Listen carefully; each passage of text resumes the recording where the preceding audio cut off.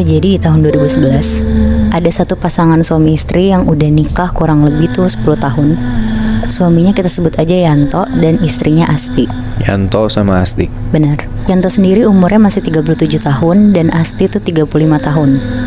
Mereka udah nikah 10 tahun, tapi sampai tahun 2011 itu tuh masih belum dikasih anak. Sedangkan mereka berdua, terutama Yanto, itu tuh pengen banget dari awal pernikahan punya anak. Sampai akhirnya Yanto mutusin untuk nikah lagi, tapi tetap pertahanin Asti. Astinya mau tuh? Mau Muy, jadi mereka kayak poligami gitu. Oh. Yanto izin lah ke Asti dengan alasan dia tuh pengen punya anak.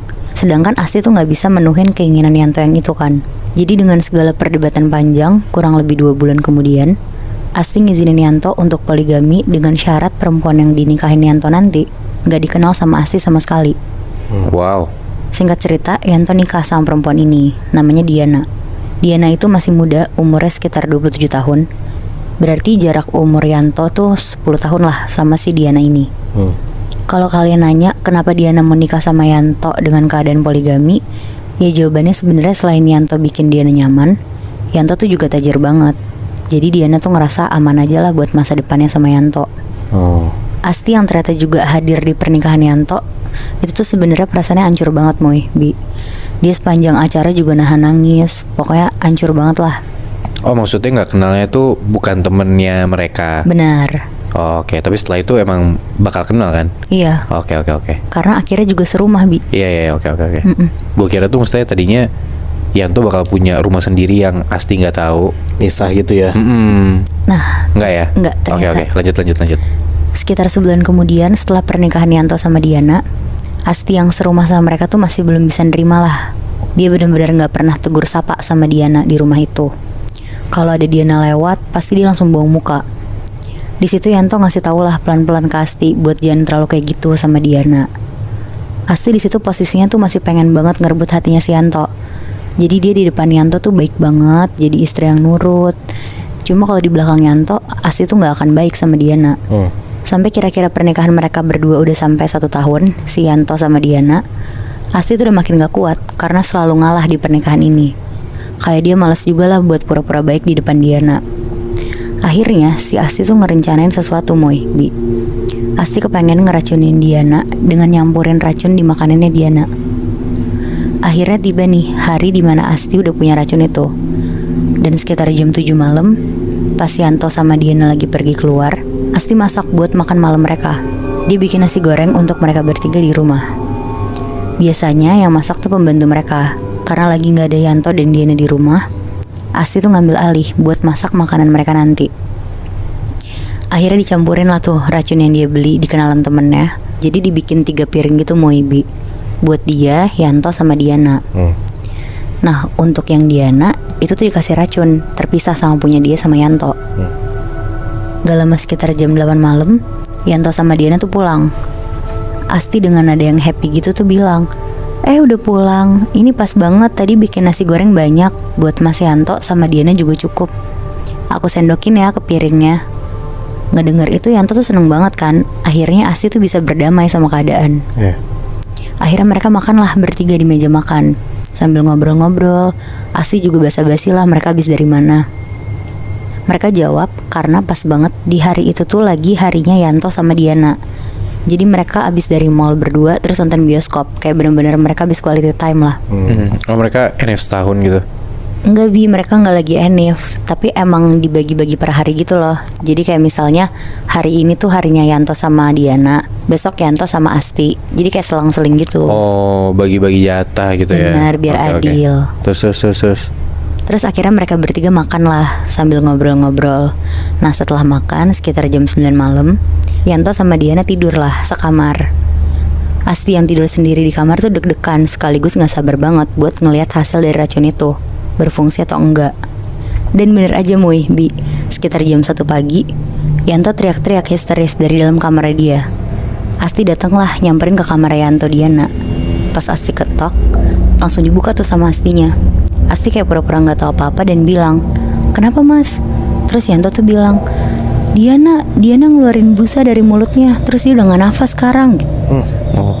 Pokoknya heboh banget tuh di malam itu, sampai dibawa ke UGD dan Diana tuh akhirnya dinyatain udah meninggal pas lagi tidur. Ya Allah.